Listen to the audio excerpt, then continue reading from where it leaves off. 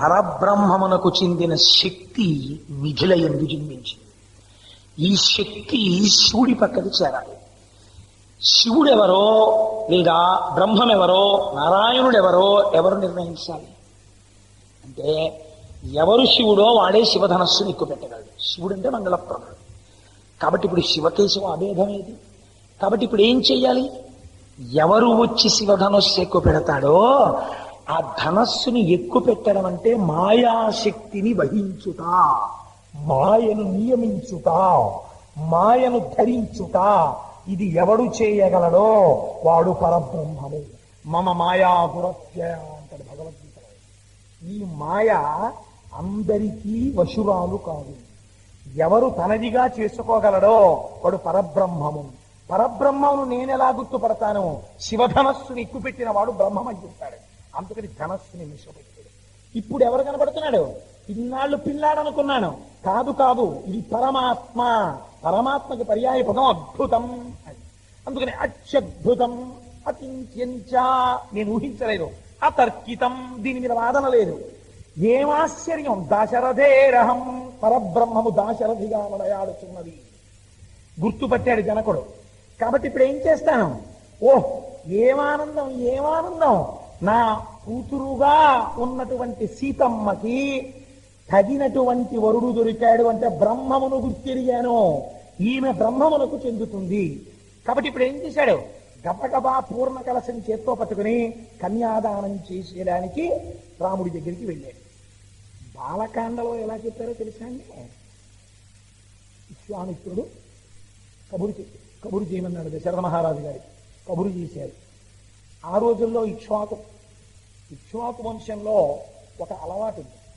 వివాహానికి వెళ్ళేటప్పుడు భార్యల్ని తీసుకెళ్లారు, పురుషులు ఒక్కరే వెళ్తారు.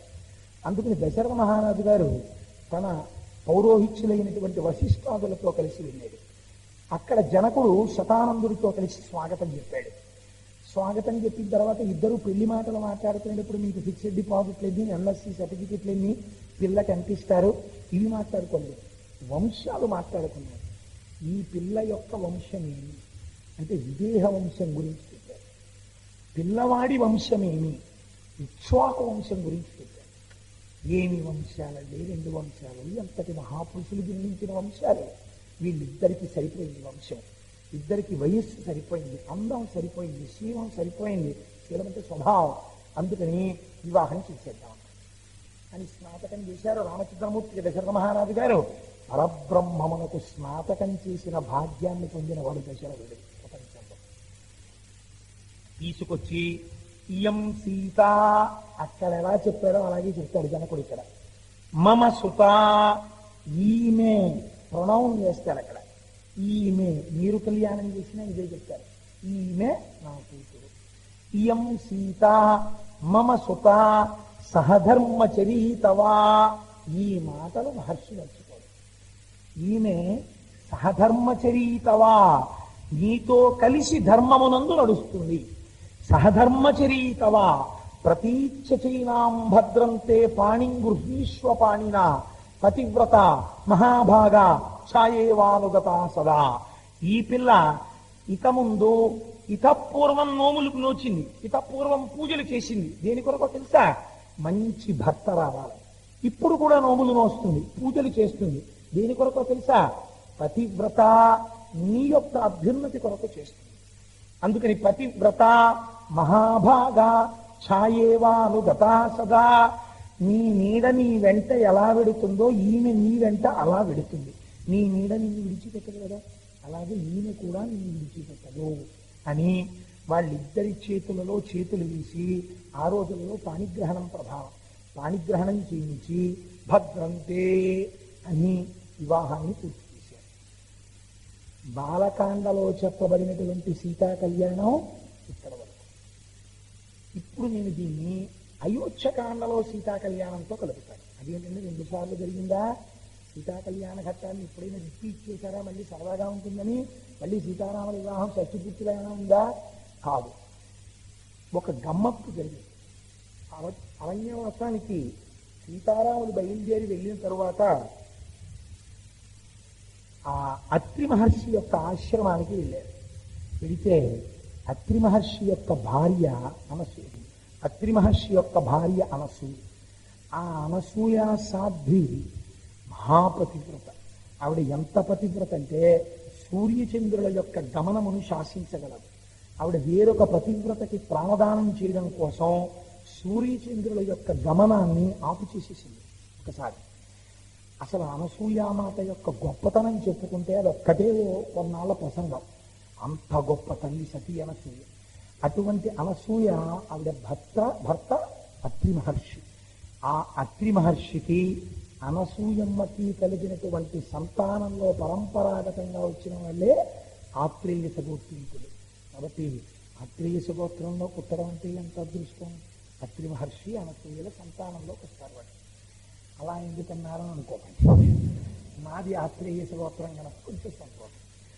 కాబట్టి అనసూయామాత అంత గొప్పది. ఆ తల్లి అత్రి మహర్షి చాలా అందంగా ఉంటుంది. అయోధ్యకాండలో ఆ ఘట్టం, సీతారాములు లక్ష్మణుడితో కలిసి అయోధ్యకాండ చిట్ట చివరలో అత్రి మహర్షి ఆశ్రమానికి వెళ్ళాడు. వెళితే ఆయన ఏం చేశాడంటే అత్రి మహర్షి రాముడికి స్వాగతం చెప్పి లోపలికి తీసుకెడుతూ అనసూయమ్మ వంట చూపించి, రామ, నేను నా భార్యని పొగుడుతున్నాను అనుకుంటున్నావా? ఆవిడ మహాపతివ్రత. ఎంత తపస్సు చేసిందో తెలుసా? ఆవిడ తపశ్శక్తితో సూర్యచంద్రుల గమనాన్ని ఆపేసింది. సూర్యోదయాన్ని చంద్రోదయాన్ని ఆపితే వేరొక పతివ్రత ప్రాణాలు నిలబడ్డాయి, సతీ సుమతివి. అంత గొప్ప తల్లి ఆవిడ. దేశమంతా క్షామం వస్తే తన తపశ్శక్తితో అన్నదానం చేసింది. అటువంటి అనసూయ ఆవిడ ఇప్పుడు ఎలా ఉందో చూసావా అన్నాడు. ఒడిలిపోయి శరీరం అంతా ముడతలు పడిపోయి గడగడ గడగడ ఉడికిపోతుంటే తలంతా మొగ్గుబుట్ట అయిపోయి గాలికి కదిలిపోతున్నటువంటి అరటి చెట్టు ఎలా ఉంటుందో అలా ఉంది ఆవిడ. ఆవిడ వంక చూసి అత్రి మహర్షి అంటాడు, ఒక ఇంటికి అతిథి వస్తే ఒక యజమాని మాట్లాడే మాట ఆయన సంస్కారాన్ని చెప్తుంది. అత్రి మహర్షి సీతమ్మ వంక చూసి, ఆ అనసూయ వంక చూసి అంటాడు, అనసూయ మహాభాగా తాపసీ ధర్మచారిణి ప్రతిగృహ్ణీష్వ వైదేహి అంటాడు. ఆవిడ అనసూయాం మహాభాగాం తాపసీం ధర్మచారిణి. ఈ మాట మహర్షి వదలరండి అసలు. ధర్మచారిణి, అపారముగా ధర్మము తెలుసున్నది, ధర్మమును అనుష్ఠించినది. కాబట్టి ధర్మచారిణి ప్రతిగృహ్ణీష్వ వైదేహీం అబ్రవీద్ ఋషిసత్తమ. ఓ అనసూయ, సీతమ్మ చేపట్టుకుని లోపలికి తీసుకెళ్ళు. ఇది మహర్షి అండి ఏ ఒక్క చిన్న సన్నివేశాన్ని వదిలిపెట్టరు. మనం ఇంటికి ఎవరైనా కొత్త దంపతులు వచ్చారనుకోండి, మన ఇంటికి వస్తే ఆడపిల్ల కొత్తగా పెళ్ళయింది, ఏదో వచ్చింది, పాపం ఇప్పుడు ప్రస్తుతం కొంచెం కష్టంగా ఉంది. ఆవిడ్ని అందరితో పాటు కూర్చోపెట్టుకున్నారు అనుకోండి, ఆ పాప ఆవిడ కొంచెం చిన్నపుచ్చుకుంటుందేమో అనో, లేకపోతే ఇంటికి వచ్చినటువంటి ఆవిడ మగవాళ్ళ మధ్యలో కూర్చోబెడితే కించిత్ సిగ్గుపడుతుందేమో. అయ్యో నిజ, జనక మహారాజు గారి కుమార్తె, దశరథ మహారాజు గారి పెద్ద కోడలు, రామచంద్రమూర్తి ఇల్లాలు అరణ్యంలో నడిచి రాలేదండి, వేరు మాట. నీ ఇంటికి వచ్చింది, నీ సంస్కారం ఏమైంది? అందుకని ఆయన అన్నాడు, ప్రతిగృహ్ణీష్వ వైదేహీం. అనసూయ చేపట్టుకుని సీతమ్మ లోపలికి తీసుకెళ్ళి, ఎంత గొప్ప మాట అండి. తన భార్యని పిలిచి, ఏమో ఆ అమ్మాయిని లోపల కూర్చోబెట్టి అని అన్నాడు అనుకోండి యజమాని. ఆవిడ గబగబా వచ్చి రామ్మ అని చేపట్టుకుని లోపలికి తీసుకెళ్ళి కూర్చోబెట్టుకుని మాట్లాడేటప్పుడు ఇతపూర్వం ఎందరో కనపడ్డారు. అందరితో సీతమ్మ మాట్లాడింది, ఋషుల భార్యలతో. ఇప్పుడు సర్టిఫికెట్ ఇచ్చాడు అత్రి. ఈవిడ మహాభాగాం, అటువంటి క్యారెక్టర్ లేని అనసూయ లాంటి క్యారెక్టర్. ఇప్పుడు అనసూయ మాట్లాడుతాను, మాట్లాడితే ఎలా ఉండాలని అనసూయ మాట్లాడితే? పిచ్చి పిచ్చిగా అర్థం లేకుండా వెలివిల్లిగా మాట్లాడితే బాగుంటుందా? సీతమ్మతో మాట్లాడాలి, ఎంత జాగ్రత్తగా ఉండాలి. ప్రతి శ్లోకం చతుర్ముఖ బ్రహ్మగారి వరం వాల్మీకి మహర్షికి, నువ్వు ఆచమనం చేసి కంఠం పట్టుకుంటే నీకు రామాయణం కళ్ళ ముందు కనపడుతుంది. కనపడుతున్నాయి అందుకు రచిస్తున్న శ్లోకాలు.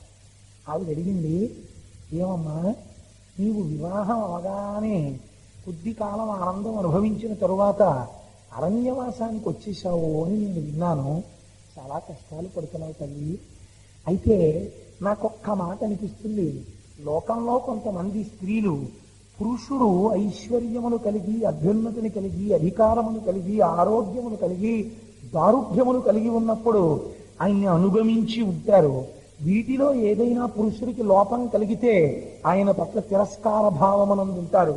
ఇటువంటి స్త్రీలు దూష్యమైనటువంటి నడువడి కలిగినటువంటి వారు ధర్మము తప్పి భర్తని గౌరవించకుండా, భర్త ఉపచారము చెయ్యకుండా, భర్త పట్ల మర్యాద లేకుండా, భర్త శుశ్రూష లేకుండా ఎన్ని పూజలు చేసిన స్త్రీ అయినా, ఎన్ని నోములు పట్టిన స్త్రీ అయినా నాకు తెలుసున్నంత వరకు సూర్యచంద్రులంత కాలం నరకంలో ఉంటుందని నేను అనుకున్నాను. యథార్థమేనంటావా? ఎవరు చెప్తున్నారండి ఈ మాటలు? అనసూయమ్మ చెప్తాను. చెప్పి సీతమ్మ వంక చూస్తే సీతమ్మ తల్లి ఒక నవ్వు నవ్వి, అమ్మా, నువ్వు రాముడితో కలిసి అరణ్యవాసానికి వచ్చేసావని విన్నాను.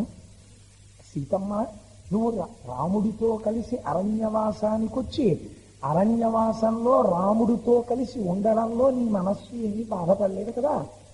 అయోధ్య నేలవలసిన వాడు అరణ్యాలు పట్టి తిరుగుతున్నాడు, ఆయనతో పాటు నేను తిరుగుతున్నాను, ఆయనతో పాటు కందమూలాలు తింటున్నాను, అడవిలో తిరుగుతున్నానని నీ మనస్సు కుండలేదు కదా? నువ్వు సంతోషంగానే ఉన్నావు. నిన్ను చూస్తే నాకు ఎంతో సంతోషంగా ఉందమ్మా. ఈ వయస్సులో భర్తను అనుగమించి వచ్చావు, ఎంత ధర్మం పాటించావు తల్లి. అంటే సీతమ్మండి, పతి శుశ్రూష అన్నదే స్త్రీకి పరమధర్మమమ్మా అంటారు. అంటే సీతమ్మ తల్లి జవాబు చెప్తుంది. ఒక అద్భుతమైనటువంటి శ్లోకం చెప్తుంది. ఇప్పుడు తెలియని రామాయణం ఇన్ని కాండలు అస్తమానం గుర్తుంటాయా? ఒక ప్రయత్నం చేస్తాను. ఆ సీతమ్మ తల్లి అంటుంది అనసూయమ్మతోటి, అమ్మా, ప్రాణి ప్రధాన కాళీ చ యత్పురా అగ్నిసన్నిధౌ అనుశిష్టా జనన్యాస్మి వాక్యం తదపి మే ధృతం. గొప్ప శ్లోకం చూడండి. మా అమ్మ నన్ను చిన్నతనంలో అంతఃపురంలో ఉన్నప్పుడు ఎప్పుడు ఏం చెప్పేదో తెలుసా అమ్మా? అత్తవారింట్లో ఎలా మసులుకోవాలో నాకు నేర్పేది. ఆఖరణ ఈ విషయాలు మా అమ్మ చిట్ట చివర ఎక్కడ వరకు నాకు చెప్తూ వచ్చిందో తెలుసా? యత్పురా అగ్నిసన్నిధౌ, అగ్నిహోత్రం దగ్గర పాణి ప్రధాన కాలేచ, రాముడు నా ప్రాణిగ్రహణం చేస్తున్నప్పుడు కూడా మా అమ్మ నాకు ఈ మాటలే చెప్పిందమ్మా. భర్తతో ఎలా ప్రవర్తించాలో నేర్పింది. అందుకని భర్తని అనుగమించి ఉండడం నాకు మా అమ్మ వలన అబ్బిన సంస్కారం అమ్మా అందామె. లోకానికి ఒక పాఠం చెప్తోంది సీతమ్మ అనసూయ కలిసి. ఒక ఆడపిల్ల అత్తవారింటిలో ప్రవర్తించవలసినటువంటి విధానము తెలియకుండా ఎంత చదువు చదివినా, ఎంత ఉద్యోగం చేసినా, ఇంటికొచ్చిన అతిథిని మర్యాద చెయ్యడము చేతకాని కోడలు ఆ ఇంటికొస్తే ఆ దోషము, ఆ పాపము పుట్టింటి వారిది, ఆ తల్లిది. ఆ తల్లి ఆ సంస్కారాన్ని నేర్పుకుని తీరాలి ఆడపిల్లకి. ఎంత చదువు చెప్పిస్తున్నా, ఏమంటే చదువుకి సంస్కారానికి భేదం ఉందా? ఎంత చదువు చదువుకుంటే ఇంటికి అతిథులు వచ్చినప్పుడు అమ్మవారికి నమస్కారం చేసి వారితో గౌరవంగా చక్కగా మాట్లాడారు. ఆయనకి పట్టుకెళ్ళి ఒకప్పుడు పాలియమ్మ అని చెప్పడానికి చదువులో మార్కులు తగ్గిపోతాయా? ఒక 5 నిమిషాలు ఇంటికి వచ్చిన వాళ్ళతో గౌరవంగా ప్రవర్తిస్తే ఇవాళ మన దేశంలో ప్రత్యేకించి మన కుటుంబాల్లో సంస్కారం ఇక్కడే పెట్టిపోతాం. ఇది సీతమ్మ తల్లి చెప్తోంది. ప్రాణి ప్రధాన కాలే చాయత్పురాగ్ని సన్నిధౌ అనుశిష్టా జనన్యాస్మి. జనన్యాస్మి, మా అమ్మ చేత బోధింపబడ్డానమ్మా నేను. పొంగిపోయి అనసూయామాతండి, అమ్మా, నేను కూడా ఇంకొక మాట చెప్పాలనుకుంటున్నాను.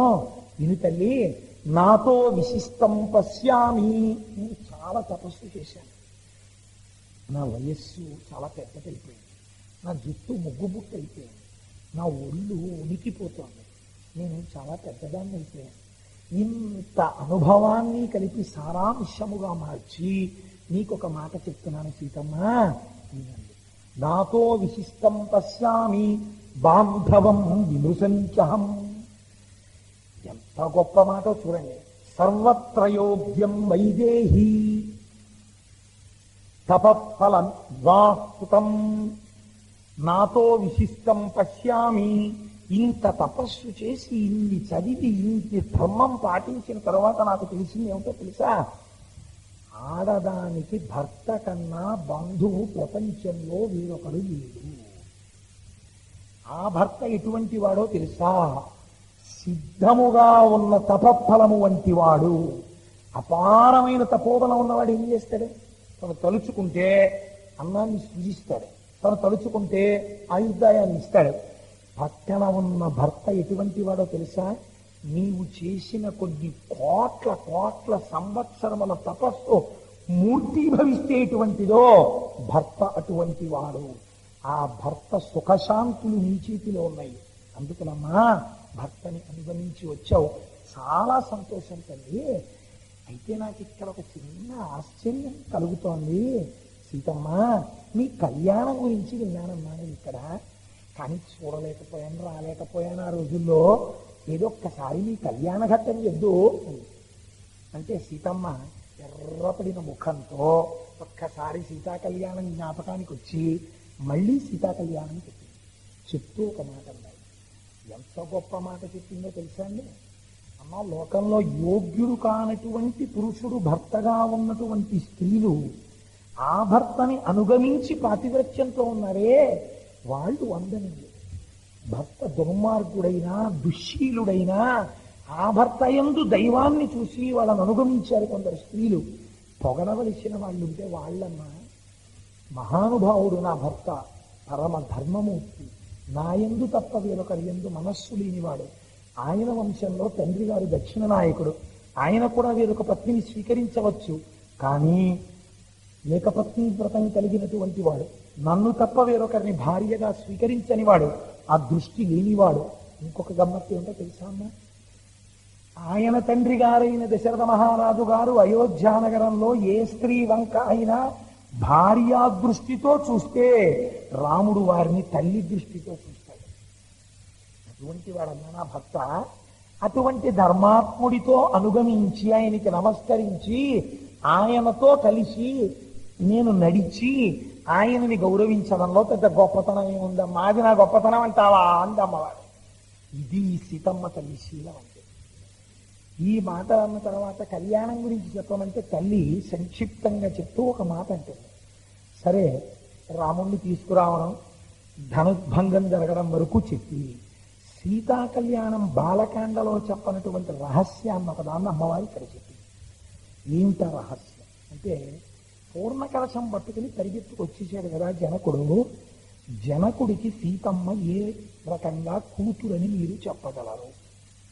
ఈ అనుమానం రాకుండానే అశరీరవాణి పలికినది అని చెప్పింది సీతమ్మ.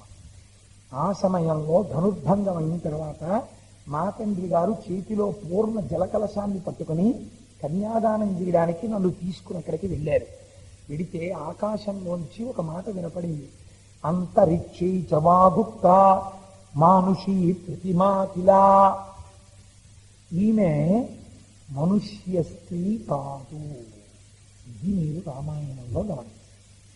రాముడు నరుడు, సీతమ్మ నరకాంత కాదు. ఎందుకని? అశరీరవాణి చెప్పింది, జననము చెప్పేస్తోంది ఆవిడ. అయోధ్య అశరీరవాణి కన్యాదాన సమయంలో చెప్పింది. అంతరిక్షే చవాగుప్త మానుషీ ప్రతిమా కిలా ఏవయేన్ తత్ నరపతే ధర్మేణ తనయా తవా. ఈమె దేవతా స్త్రీ, ఈమె మనుష్య స్త్రీ కాదు. అయినా ధర్మము చేత నీకు కుమార్తె. మహర్షి మర్చిపోరండి ఈ ధర్మం అన్న మాట. ఏంటి ధర్మం అంటే, భూమిని తవ్విన వాడివి నువ్వు బిడ్డల కోసం యజ్ఞానికి, ఆమె నీకు తెలిసి నువ్వు పెంచావు, నా కూతురు అన్న భావనతో పెంచావు. ఆవిడ అంగీకరించి జానకి అని పిలిపించుకుంది. ఇక ధర్మము చేత నీకు కుమార్తె. ఆవిడ అయోనిజ అయినా దేవతా స్త్రీ అయినా ఈ కారణము చేత జనక మహారాజు గారికి కుమార్తె అయినది. ఏ కారణము చేత? ధర్మము చేత. ఇక మీరు ప్రశ్నించలేకుండా చెప్తారు మహర్షి, ఎక్కడైనా చెప్తే చాలా అందంగా మాట్లాడతారు. అందుచేత ధర్మేణ తనయాతవా అని పైనుంచి చెప్పింది. లేకపోతే కన్యాదానం ఎలా చేస్తారు మీ జనక మహారాజు గారు? అప్పుడు కన్యాదానం చేయడానికి మా మా నాన్నగారమ్మా పూర్ణ కలశం పట్టుకుని వచ్చాడు. వచ్చి రామా చేతులు జాపు, నీళ్లు పోసి మా అమ్మాయిని దానం చేస్తానన్నాడు. అంటే రాముడు ఏమన్నాడో తెలుసా అమ్మ మా నాన్నగారితోటి? ఒక గొప్ప మాట చెప్పాడు. ఆయన అన్నాడు, ఆ సీతమ్మ తల్లిని దివ్యమానా తుమాగుప్త, ఇదిగోనయా సీతమ్మ తల్లిని స్వీకరించు అని అంటే, అవిజ్ఞాయ పితుచ్ఛంద, నేను ఈ పిల్లని పెళ్లి చేసుకుంటున్నానన్న విషయం మా నాన్నగారికి తెలియదు. మా నాన్నగారికి తెలియకుండా నేను వివాహం చేసుకోను. నాకు ఈయన భార్యగా ఉండొచ్చా ఉండకూడదా అన్న విషయం నిర్ణయించవలసిన వాడిని నువ్వు కాదు, నీ ప్రతిజ్ఞ కాదు. నేను క్షత్రియులను ధనస్సు ఎక్కువ పెట్టాను. ఇది విశ్వామిత్రుడు ధర్మాత్మ. చూసారా ఎలా అన్నాడు రాముడు? ధనస్సు చూశాను, క్షత్రియుడిని కాబట్టి ఎక్కువ పెట్టాను. పిల్లని పెళ్ళంగా చేసుకోవడం అంటావా? నా చేతిలో లేదు. ఎవరు నిర్ణయించాలి? అయోధ్యాధిపదే ప్రభో, నా తండ్రి గారు ఉన్నాడు అయోధ్యాధిపతి దశరథ మహారాజు గారు. అవిజ్ఞాయ పితుచ్ఛంద, మా నాన్నగారు నిర్ణయించకుండా, మా నాన్నగారు ఆజ్ఞాపించకుండా ఈ పిల్లని నేను భార్యగా స్వీకరించాను. ఇప్పుడు జనక మహారాజు గారు దశరథుడికి కబురు చేశాడు. దశరథుడు వచ్చి ఇరు అంశాలు విన్నాడు. విన్న తరువాత, రామా ఈమెని నువ్వు భార్యగా స్వీకరించు. ఇప్పుడు రాముడు సీతమ్మని భార్యగా స్వీకరించాడు. అందుకని రామచంద్రమూర్తి శివధనుర్భంగం చేసి నన్ను పెళ్లి చేసుకోలేదమ్మా, అలా చేసుకోవాలని చెప్పాడు. దశరథ మహారాజు గారు మా మామగారు నిర్ణయించారు, నిర్ణయిస్తే నన్ను చేసుకున్నాడు రామచంద్రమూర్తి. మా మా ఆయనకి తండ్రి మీద ఉన్న గౌరవం అంటే అదమ్మా. అందుకే 14 ఏళ్ల అరణ్యవాసానికి వచ్చాడు. నా భర్త ఎంత పితృభక్తి కలిగిన వాడో చూడు తల్లి, నేను పొంగిపోతున్నానమ్మా అటువంటి భర్త దొరికినందుకు అని చెప్పి. అంతేకాని ఎంత పిచ్చేయండి, పాపం ఏం తెలియదు. ఆవిడెవరో అడిగింది మా పినత్త గారు. ఈయనేమో వెంటనే తగ్గిచ్చేసి ఓ నారచీర కట్టేసుకుని వచ్చేసాడు. ఆకులు అలమలు కందమూలాలు తింటూ ఉన్నాడు. అయోధ్య పోయింది, రాజ్యం పోయింది, మా కర్మ ఇలా ఉంది, మీరేమన్నా కొంచెం చెప్పి చూడండి అమ్మా ఒకసారి, మీరు అత్రి మహర్షి చెప్తే వింటాడేమో అంటే అనసూయామాత ఆదరిస్తుందండి. ఒక స్త్రీ ఎలా ఉండాలో సర్టిఫికెట్ ఇచ్చారు అనసూయ చేత. అనసూయ చేత సర్టిఫికెట్ పొందడం అంటే మాటలు కాదు. మీరు కూడా అనసూయ సర్టిఫికెట్ పొందగలరు. ఇప్పుడు అనసూయమ్మ దగ్గర సీతమ్మ ఏం చెప్పిందో అలా నడువడి ఉంటే మీరు కూడా అనసూయాది తల్లుల యొక్క ఆశీర్వచనమును పొందగలరు. రామాయణం ఆడదాని నడువడిని, గొప్పతనాన్ని పెద్ద పీట వేసి వివిధ భంగిమలలో చూపిస్తుంది. ఇది చెప్తే అనసూయమ్మ ఇది చేసింది. ఆవిడ పొంగిపోయి, ఏమి సీతారాములమ్మ మీ ఇద్దరు అని.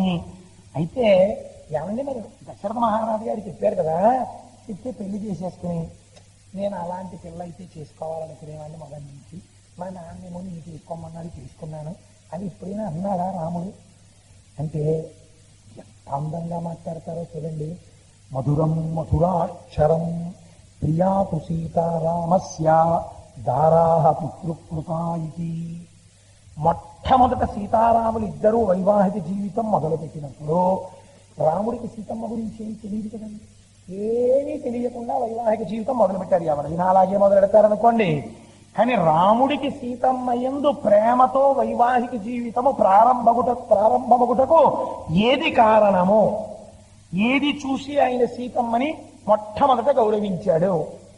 దారాహ పితృకృతా ఇతి. మా తండ్రి గారైన దశరథ మహారాజు గారు ఈమె నాకు యోగ్యమైన భార్య అని నిర్ణయించినాడు.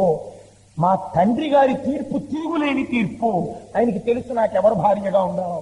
ఆయన నిర్ణయించారు కాబట్టి నాకు ఈమె యోగ్యురాలైన భార్య. అందుకు రాముడు ప్రేమించాడు. మామగారు సీతమ్మ రాముడికి తగిన భార్య అని చేసిన నిర్ణయాన్ని సీతమ్మ ఎలా నిలబెట్టుకుంది? చిన్న శ్లోకంలో దాచేస్తారండి అంత. గుణాద్రూప గుణాఛాపి ప్రీతిర్భూయోభ్యవర్ధత. ఎంత గొప్ప మాట అండి.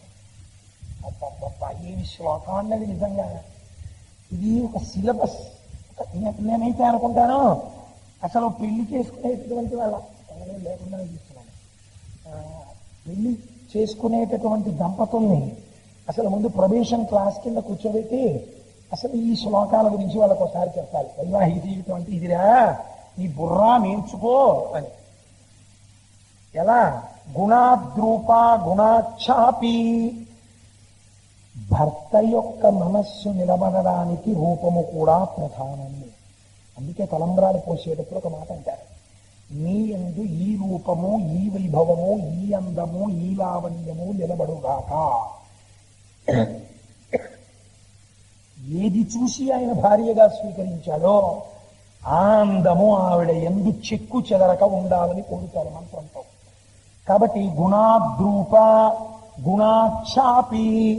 బాహ్యంలో అందం ఉంది, చాలా గొప్ప సౌందర్య రాశి, భర్త ఆనందానికి వశుడయ్యాడు.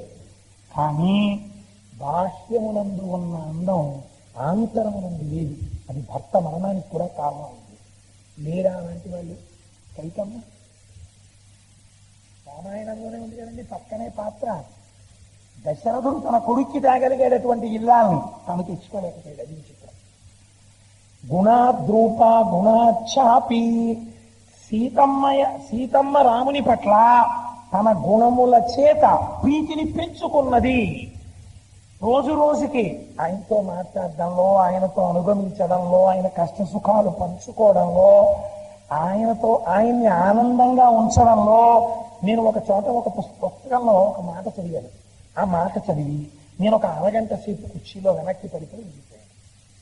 ఎంత గొప్ప మాట అంటే, అది వాక్యం చిన్నది. ఆయన అన్నాడు, భర్తకు విశ్రాంతి స్థానము భార్య. ఏం వాక్యం రాయిది అనుకున్నాను, ఎంత గొప్ప మాట రాయిది అనుకున్నాను నేను. సాధారణంగా మనం ఏమంటాం, విశ్రాంతి స్థానము ఇల్లు అంటాం. ఆఫీస్లో ఏదో ఇబ్బంది వచ్చింది, లేకపోతే బజార్లోకి వెళ్ళాడు, ఏదో భారీగా నగ కొనుక్కొద్దామని 10,000 రూపాయలు జేబులో దగ్గర కొట్టేశాడు.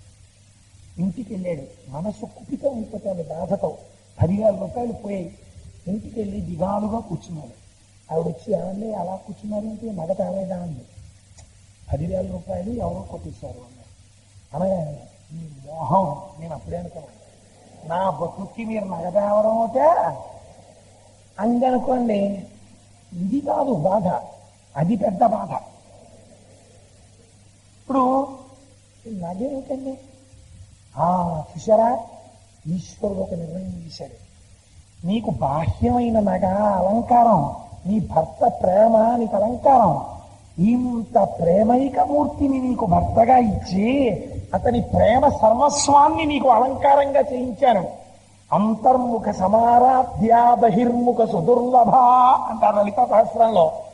అలా ఎప్పుడు ఆయన లోపల నువ్వే ఆరాధింపబడుతున్నావు, ఆయన హృదయ సింహాసనమునందు అధిష్ఠించి ఉన్నావు. ఇంతకన్నా నీకు అలంకారం ఏంటి? అందుకని అమ్మవారు ఇలాంటి అలంకారాలు నేను ఒప్పుకోనండి. నాకు ఈ నల్లపూసలు చాలవండి, నీ ప్రీతి నా ఎందుకు చాలదా? నీ ప్రేమ కన్నా నాకు అలంకారాలు కావాలా? నీ ప్రేమ లేని దానికి దేనికండి అలంకారాలు? అమ్మవారు నన్ను అలా అనుగ్రహించింది అనమాట.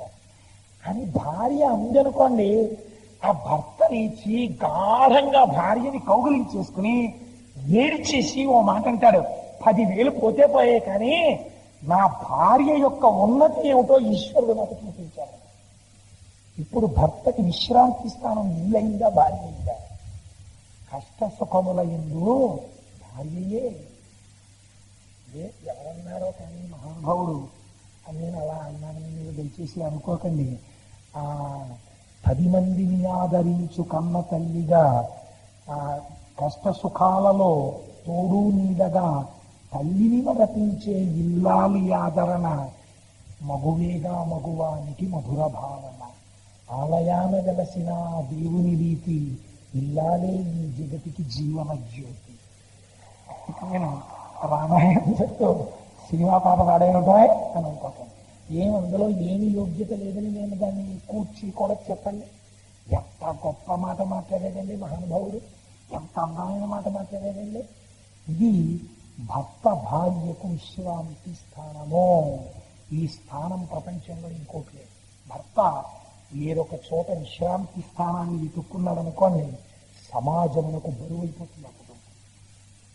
ఇది భర్త భార్య యందు, భార్య భర్త యందు నిరంతర జాగరూకులై ఉండాలి.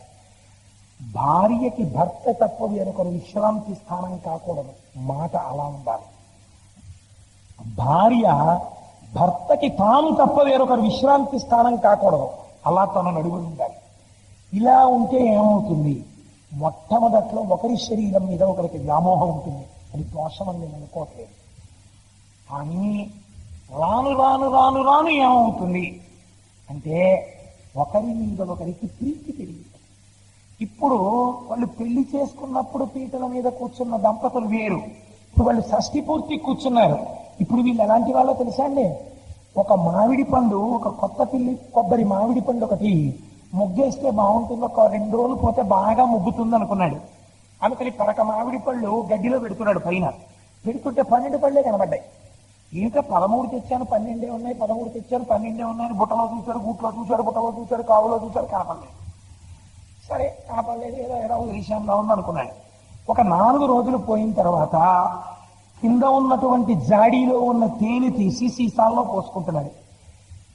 తను గూట్లో పెడదామనుకున్నటువంటి కొత్త పిల్లి కొబ్బరి మామిడి పండు ఒకటి తేనెలో పడిపోయి బాగా ఆరముగ్గిపోయింది.